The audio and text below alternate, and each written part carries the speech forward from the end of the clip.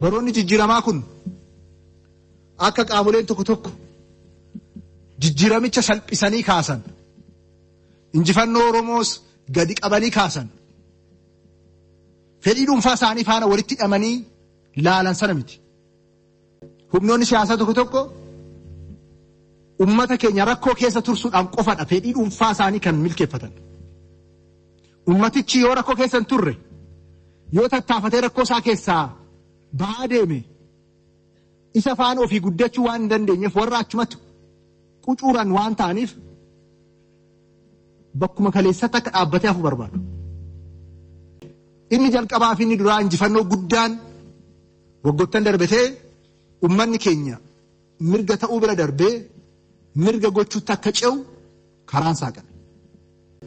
Ummanni keenya humna gochuu akka qabaatu.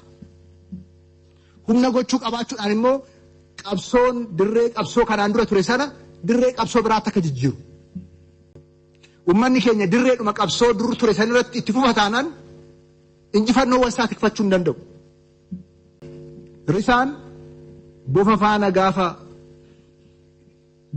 argate lafarratti wajjin hin atakaaru. Iddoo jiru san laficharraa fuudhetu ol fageessee ol baasa. Gaafa ol fageessee qilleensa olaanaa keessa galchu bofichi jaanja'ee humna dhabee summii baate sanas itti fayyadamuu dadhabee harka risaatti kufa. Ummanni keenya bakkuma durii sanatti achuma dhaabbatee qabsoo isaa achitti itti fufa taanaan diinota isaa faana rakkoo dhuma hin qabne keessa itti wajjin itti fufa. Dirreen qabsichaa jijjiiramu tura jiraata.